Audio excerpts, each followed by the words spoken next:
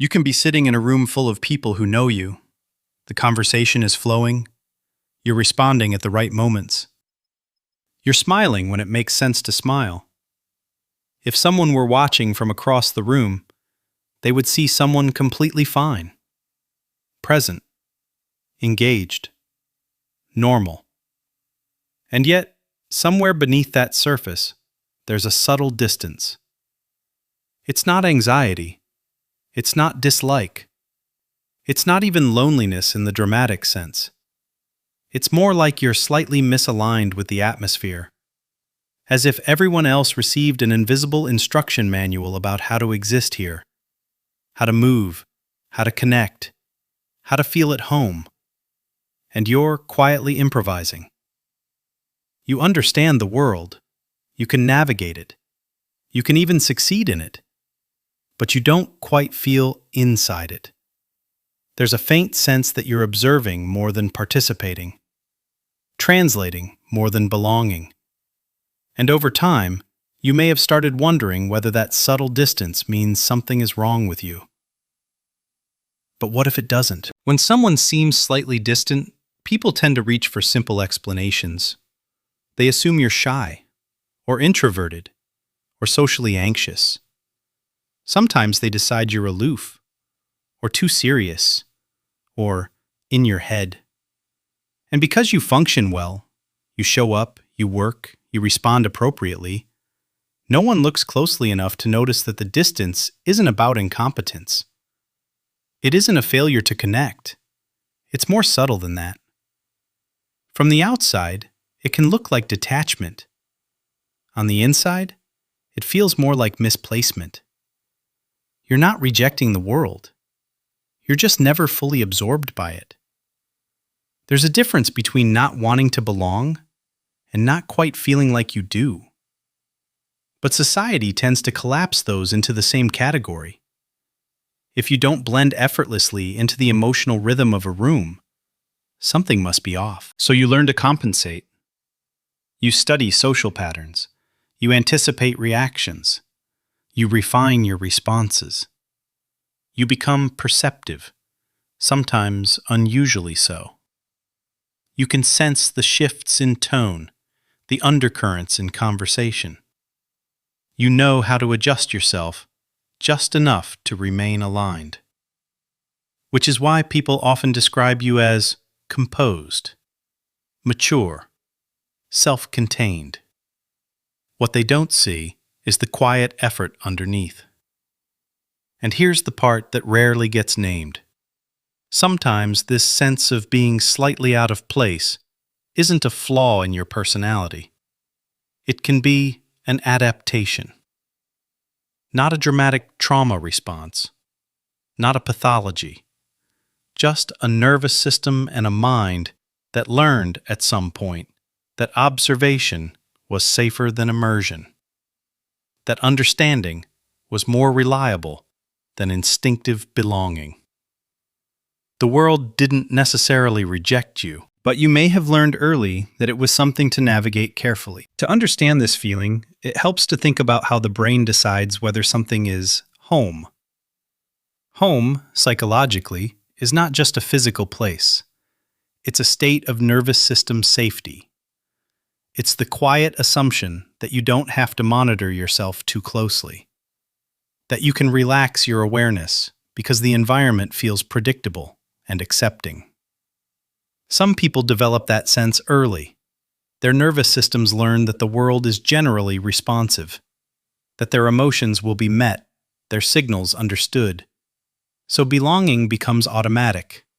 They don't think about syncing with others, they simply do. But if you grew up in an environment that was emotionally inconsistent, overly demanding, subtly critical, or even just slightly misattuned to you, your brain may have adapted differently. Instead of defaulting to immersion, it learned to scan. Imagine your brain as a quiet security system. In some people, it runs in the background. In others, it stays gently alert. Not panicked, not alarmed, just attentive. Attentiveness can look like intelligence, and often it is. You notice patterns. You sense tone shifts. You detect subtle changes in people's energy. You're often the one who understands what's happening beneath the surface. But that same perceptiveness can create distance, because while others are fully inside the moment, your mind may be slightly above it, observing, interpreting, calibrating. It's as if one part of you is participating while another part is monitoring. That split doesn't mean you're broken. It means your nervous system values awareness. When belonging hasn't always felt automatic, the brain sometimes chooses understanding as a substitute. If I can read the room, I can stay safe. If I can anticipate reactions, I can stay aligned. If I can make sense of the social landscape, I won't be blindsided. Over time, that pattern becomes so natural you forget it's a pattern. You just assume this faint sense of being slightly outside the experience is your personality.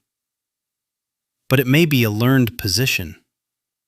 Not exile, not defect, a vantage point. And vantage points offer clarity, but they rarely feel like home. There's a gentle question that lives underneath all of this. Is this distance something you genuinely prefer? Or is it something that once protected you so well that it became part of your identity? It can be both. That's what makes it complicated. You may truly value depth over noise, observation over impulse. You may find meaning in standing slightly apart because it allows you to see more clearly. Not everyone wants to dissolve into every social current, but sometimes the position of the observer started as a necessity. If there were moments in your life when being fully yourself felt confusing, misunderstood, or subtly unwelcome, your system may have learned to step half a pace back. Not in fear, just in caution. Caution is quiet. It doesn't feel dramatic. It feels intelligent. And over time, you might have come to believe that you are simply the kind of person who doesn't belong anywhere. That belief can become solid, almost comforting. It explains the pattern. But here's the uncomfortable part. If you always assume you don't belong, you may never test whether that's still true. You may interpret neutral spaces as evidence of distance. You may withdraw before you're actually excluded. You may decide, internally, that the world operates on a frequency you can't sync with, without ever allowing yourself to fully try. This isn't an accusation.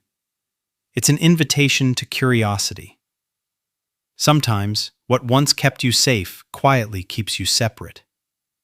And separation, even when subtle, can slowly turn into loneliness.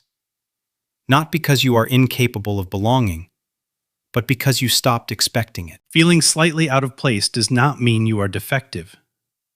It may mean your system learned to prioritize awareness over absorption.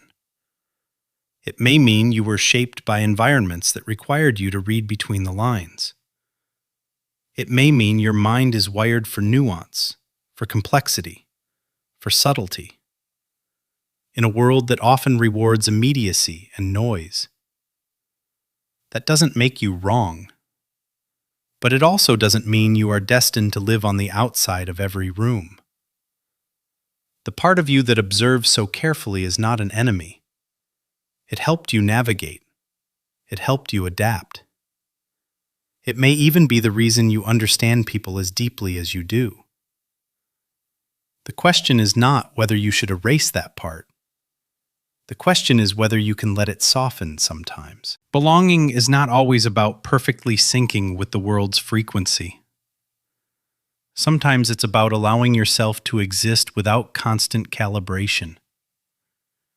To let yourself be slightly imperfect in your alignment, to trust that you don't have to monitor every moment in order to remain accepted. You are not alien to this world. You may simply have learned to stand at its edge. And edges are not places of defect. They are places of perspective.